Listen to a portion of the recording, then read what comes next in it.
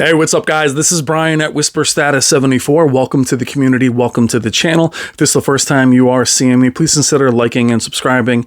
We're real tech for real people. Today's video will be a film review of Matrix Resurrections, which came out just a few weeks ago on HBO Max and in theaters. This will be a full review. We'll have less spoilers, if any, in the first few minutes, and at the end we will do review spoilers. And these are more discussion-based videos. I will break down the film, break down my thoughts also in relations to today's films, yesterday's films, but it is a longer discussion that I hope you continue in the comments, but I hope you enjoy. I do look forward to doing more videos like this for you.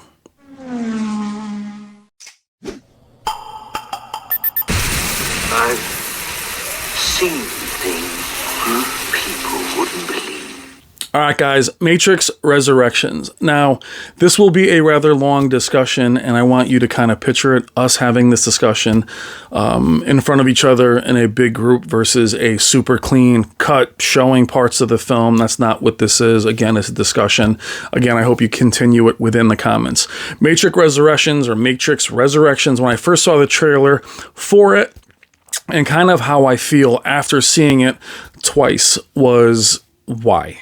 I didn't feel that this film was necessary, and that's something that is constantly in the back of your mind as you're watching it. When I first saw the trailers, I was excited to see what we've all been excited to see is just more sci-fi, and was reminded as I was watching, what is this for? Why are we doing this again? And Matrix 4, like a lot of films that we have recently, are not original. It's all reboots and prequels. It's something that Hollywood and gaming is really struggling with now, is the oversaturation of known franchises, or in this case, digging up franchises that are 21, 22 years old and trying to make them for modern audiences. That's how I feel about this film. There is a scene in this film, before we break the film down, where, they do talk about the Matrix being a video game. We'll delve into that in a second. But there is a part of the film, and the whole film is actually a satire of focus groups and video games and redoing these kinds of franchises, where they talk about making a fourth Matrix game, as they do consider the Matrix a game series within the film.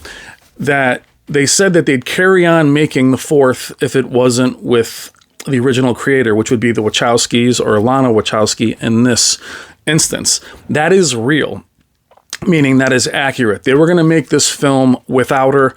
Obviously, her and her sister are not together making this. I think it's Lana and Lily are not making this film together. Lana is taking over the film, and they were going to make it without her. And it shows, meaning that it must be very hard to watch something you created be taken over and done without you.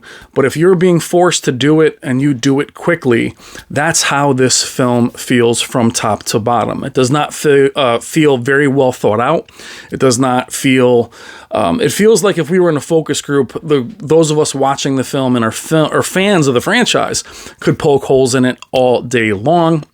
Whether it's continuity or ridiculousness, we could poke holes in it all day long. Now, quickly, before we even start the review, the non-spoiler thing is, should you even waste time watching it? And that's very subjective. It really depends on if you're a fan of the franchise.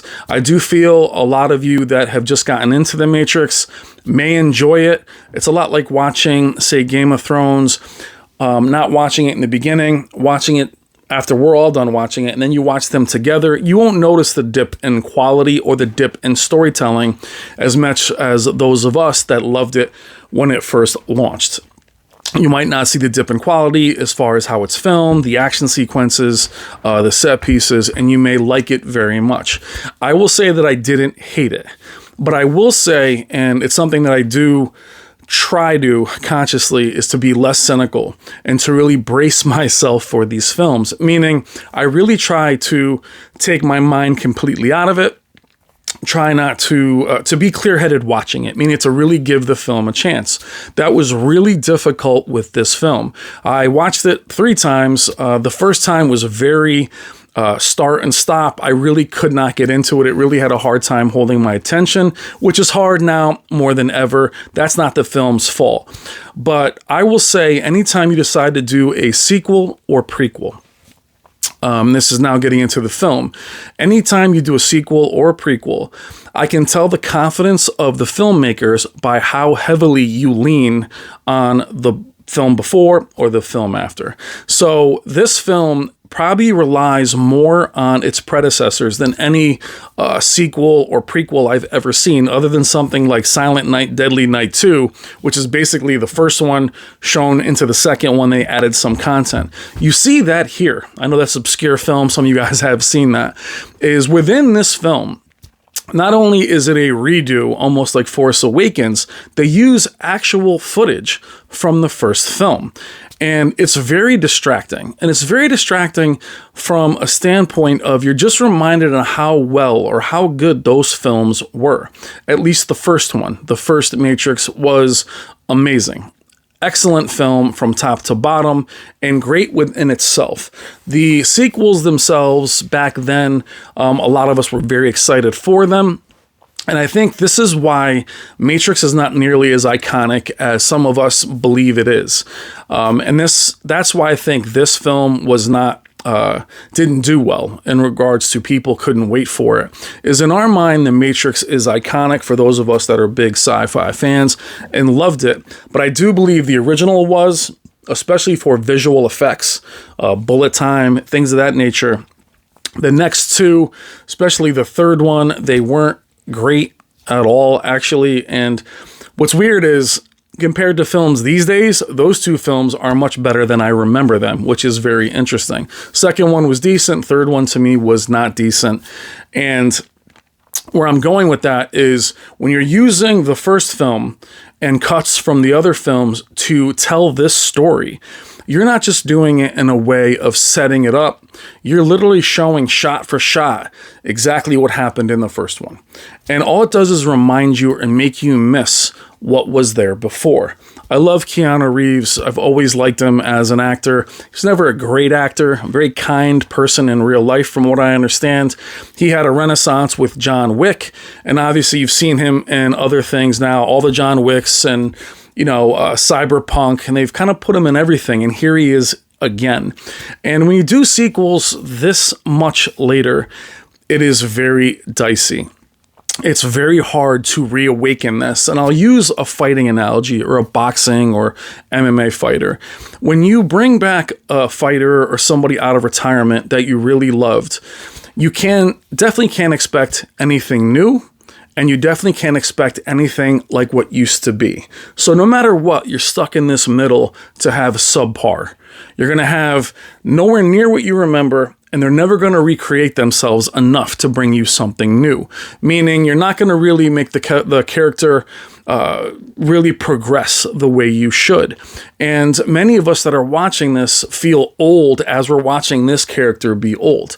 Neo in this film, and that's basically what this film is about. We'll talk about what the film is about. But in the very beginning, is it worth watching? I think it's a spectacle. I think it's worth watching if you have a few hours. Do I think it changes the opinion of the film? Yes, it does, because anytime you do a sequel especially, or a prequel, but mostly with sequels, do you undo the importance of the end of the last few films? And that is important in regards to this. If you remember, at the last Matrix, the third one, Neo basically and Trinity sacrificed themselves to continue on to free Zion. It's a kickboxer. Zion. Anyway, they do that to free. Now you have Neo brought back. He is brought back because the new Matrix is in turmoil. And through a very convoluted story, they need Neo and Trinity back within the Matrix.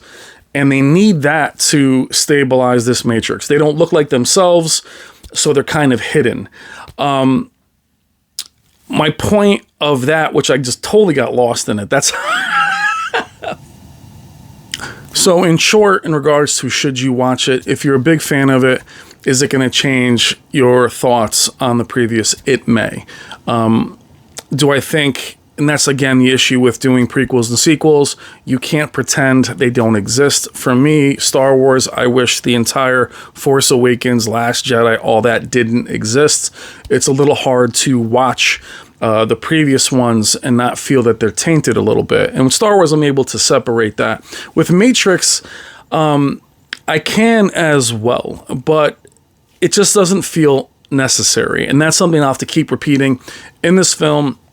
Does it feel necessary? Watching these aging actors, as I mentioned with the fighter analogy, hurts a little bit. I like seeing Keanu and John Wick. That's a new character. Here, I feel like I'm watching John Wick in The Matrix. He looks virtually the same as he does in John Wick. That's just his style. He rocks the long hair. Please edge up your beard, Keanu, but he's rocking that like homeless rich guy look that he's doing. Seeing Trinity, who's obviously older, is not as daunting. I haven't seen her in much, but it was nice to see them. So quickly, the non-spoiler part of it, is it worth seeing? I think it's worth watching more out of curiosity. I don't think it adds anything to the universe. I just think it feels like a show that was tacked on to 3 films from a very long time ago. That is the not spoiler version. I think it's worth checking out just if you have some free time. I don't think you have to check it out. I don't think as a fan you need to. I do feel I don't hate the film. And that's kind of the way we've been judging films lately. Is not, is it excellent? Is this amazing? I hear more, I didn't hate it. That's really not great. That's not the way you should be aiming or judging movies. Is, it was okay. I didn't hate it. When I go to a restaurant, I don't want to hear that things are okay, that they're And that's where I am with this. I don't hate it. Now, going into the spoiler area, taking the entire first films and turning them into video games is ironic because The Matrix always felt, for many of us, that it was a gaming, you felt like you were within a game, that what games would be in the future. And to have his character hiding in plain sight, looking like somebody else, that's fine. I just didn't really... The film itself initially kind of drags. And again, when you're comparing what was before, literally side by side with cuts from a superior film, it's very distracting. And anytime in these films, I don't care if it's the Saints of Newark, when you bring a lot of moments from films we liked more, all you're doing is yanking me away from your current story. What they should have done is basically acknowledge The Matrix. If you want to sell it off as a video game, then move forward, that's fine. But by going scene by scene, you constantly yank me out of the image, and you're showing me a much younger Keanu. Now, being realistic, Keanu... in the Matrix films, there's very few iconic characters. What makes the Matrix iconic was the idea. It was an original IP. It was based loosely on the Neuromancer was a book that the Wachowskis at the time were inspired by, but it was an original IP.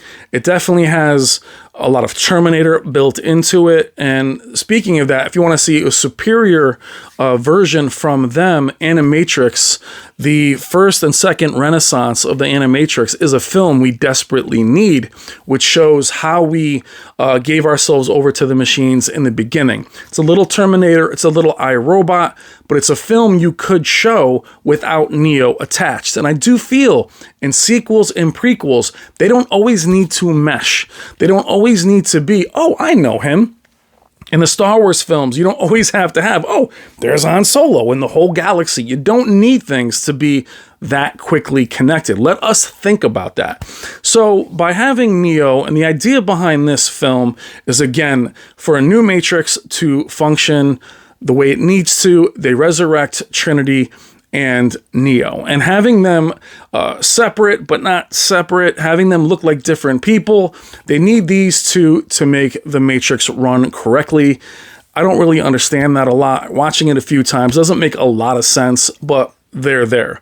I will admit the first time seeing them on screen together was a wow moment for me. I do really miss seeing those two characters together. It is a love story after all, and I did enjoy the love story between them in the first Matrix and then throughout when they sacrificed themselves for the Matrix. I did enjoy seeing them, and I will say that, I should have said this in the beginning, when you're getting into remembering and nostalgia cannot be all you have to offer. And as I mentioned before, is you rely so much on nostalgia, it shows lack of confidence in your current film.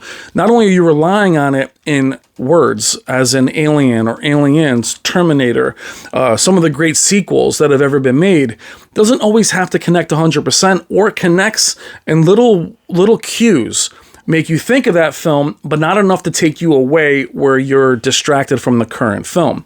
This movie relies so much on nostalgia, it beats you over the head with it, and only makes you remember.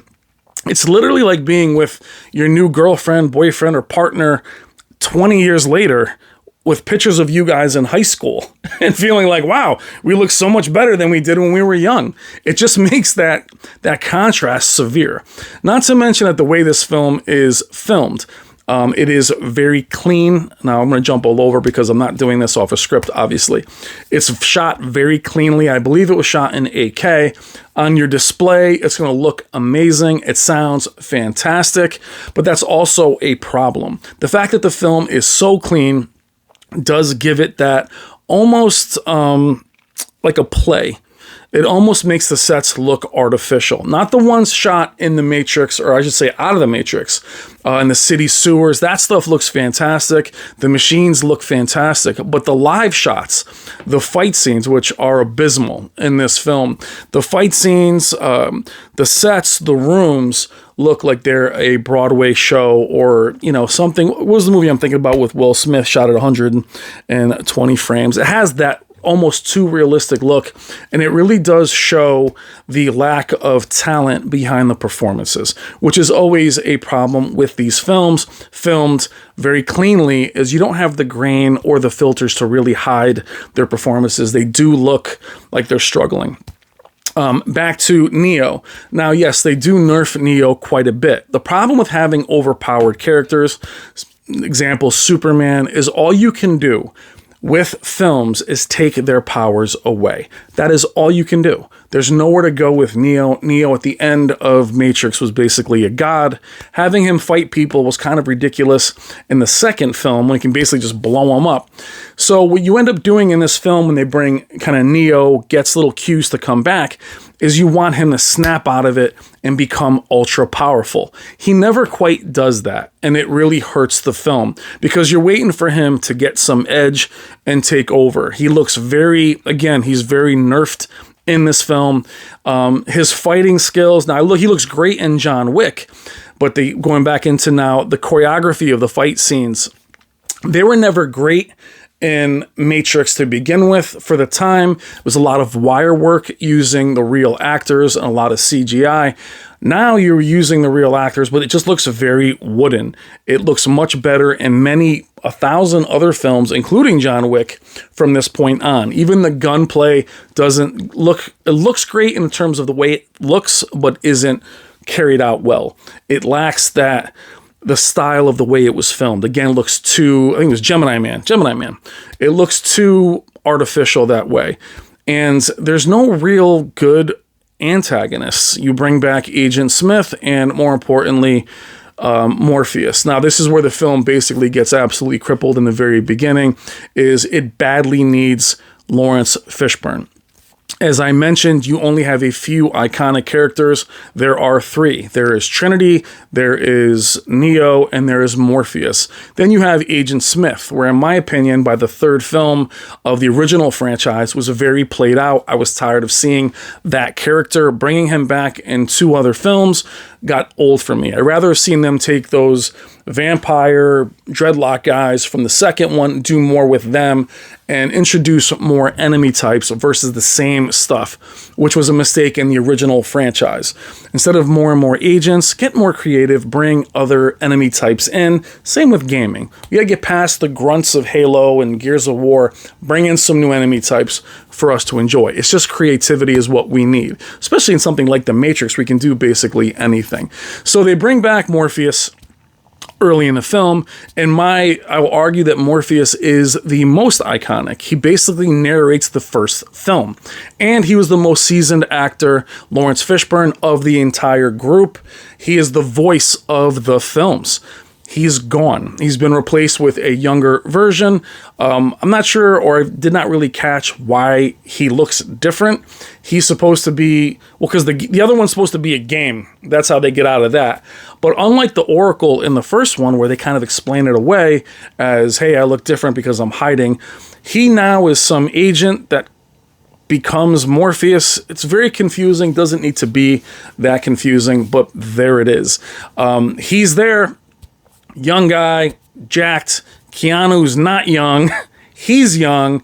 And meantime, you're seeing Morpheus, the Lawrence Fishburne Morpheus, in all these other scenes, and it makes me miss him. Again, pulls me out of the film, and the same with Agent Smith, who's now played by the actor who plays Holder in Manhunter. He's fine in it. He plays a jerk, which is great, but he's Agent Smith.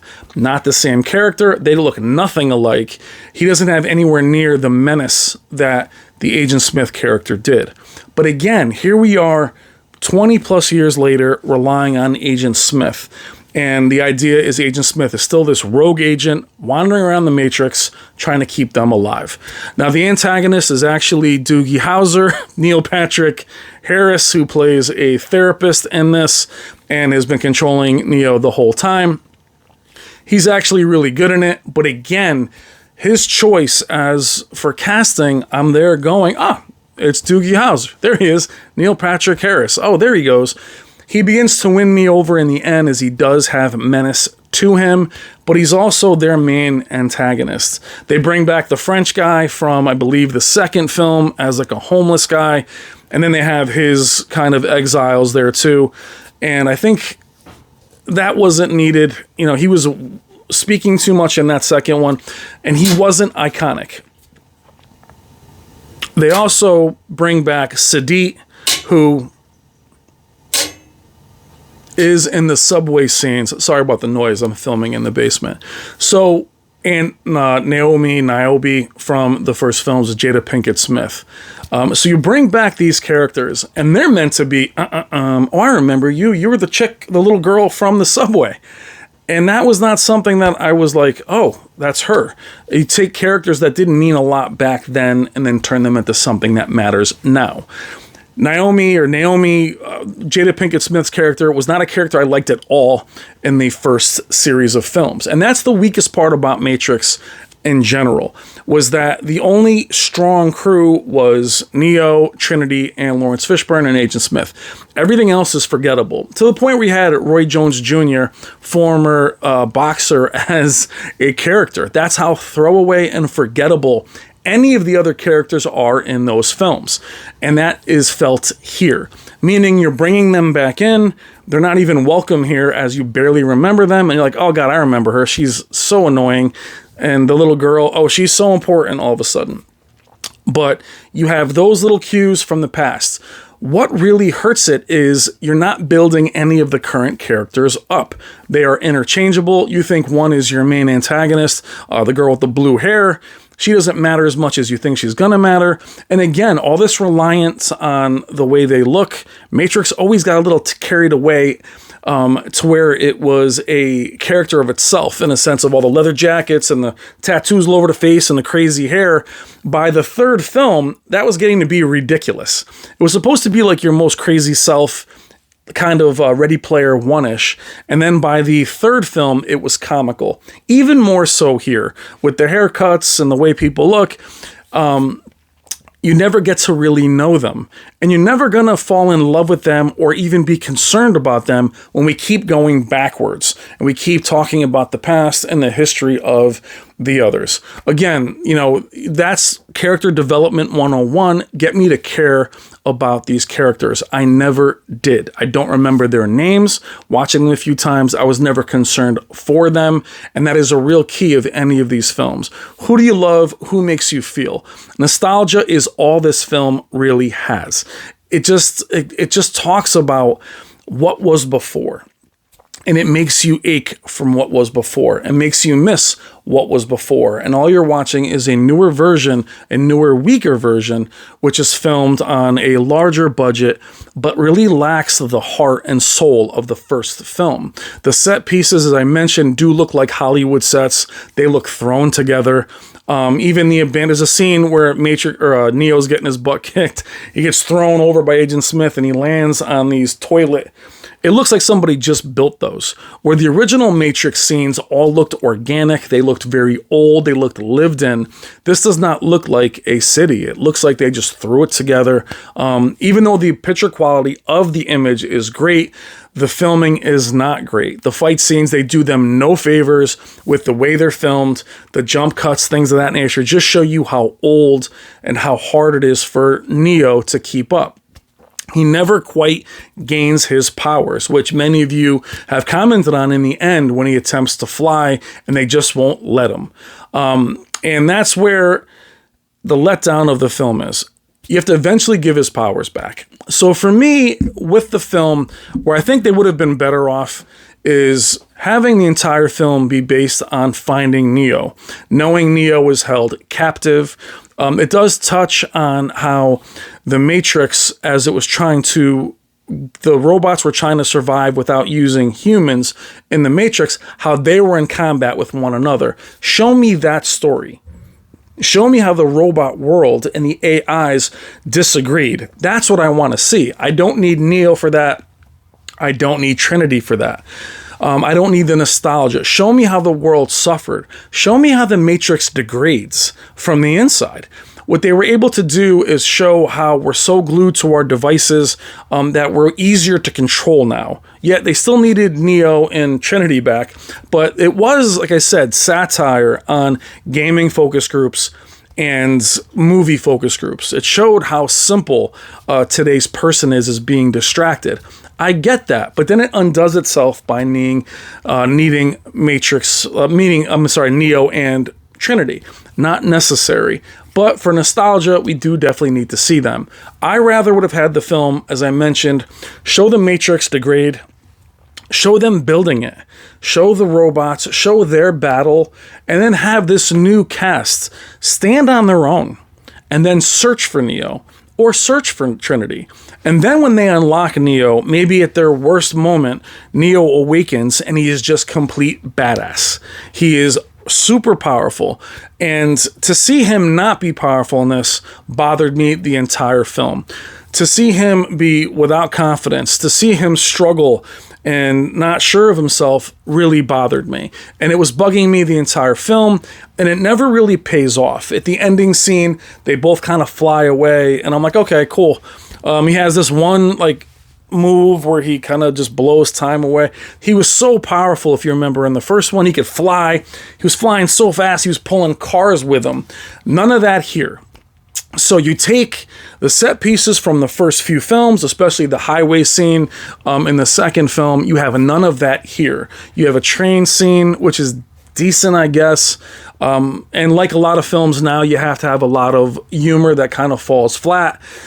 And that's really where we are with it. It's more of a rehash, doesn't add anything to the previous three films.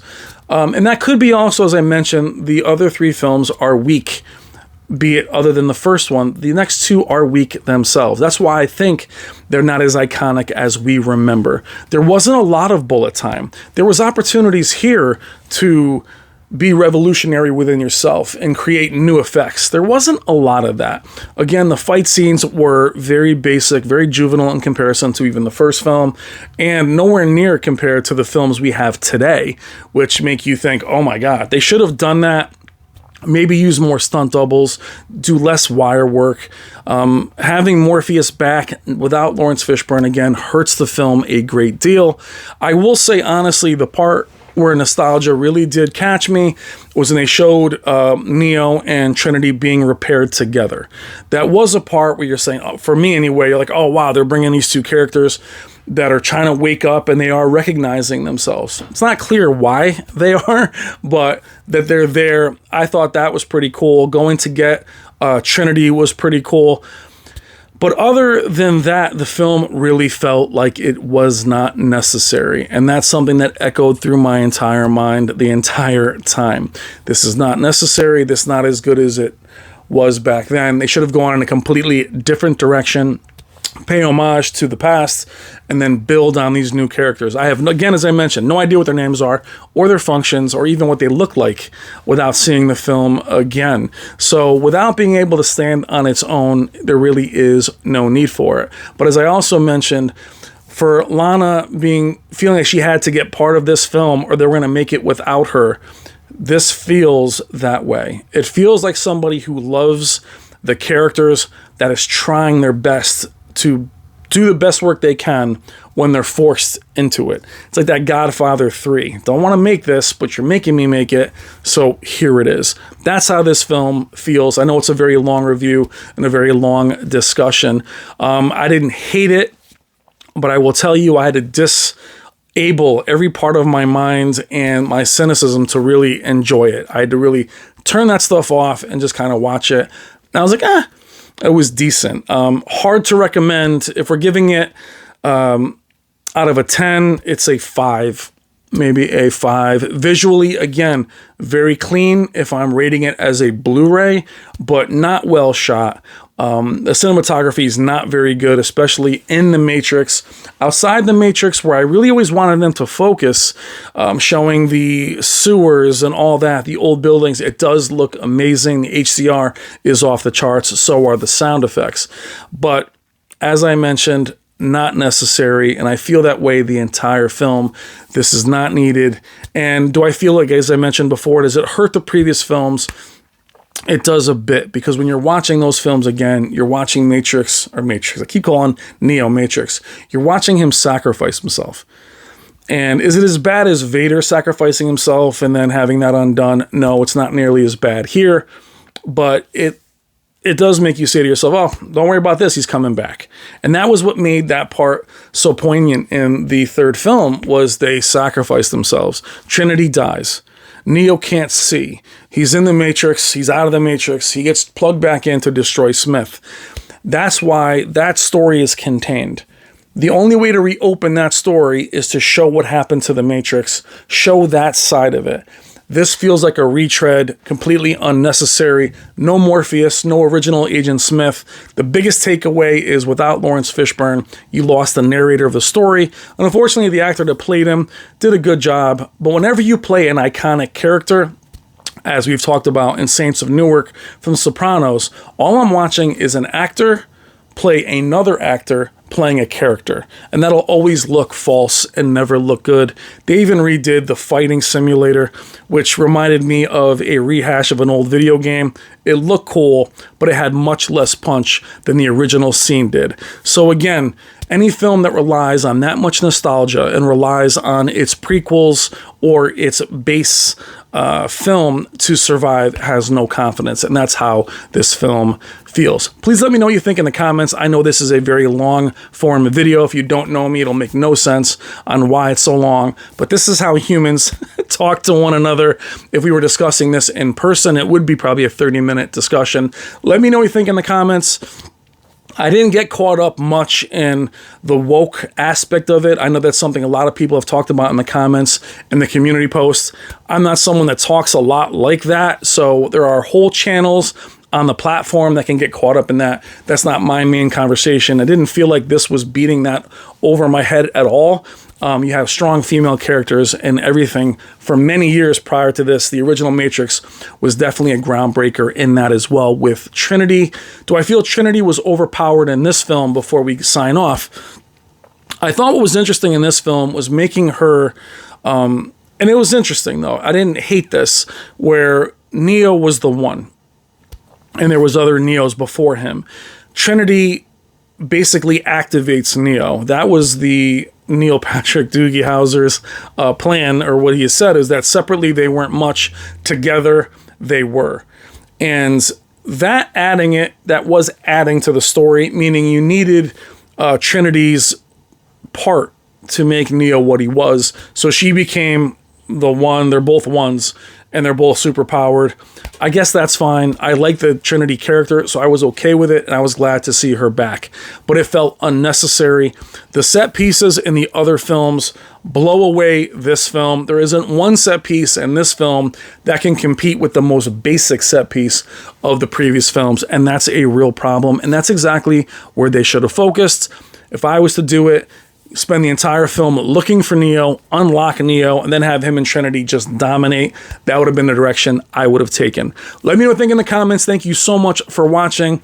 I do hope you guys enjoy this. I plan on doing many more of these, as well as our TV and video games and things of that nature. All right, guys. Hope you enjoyed. Take care. Love you guys.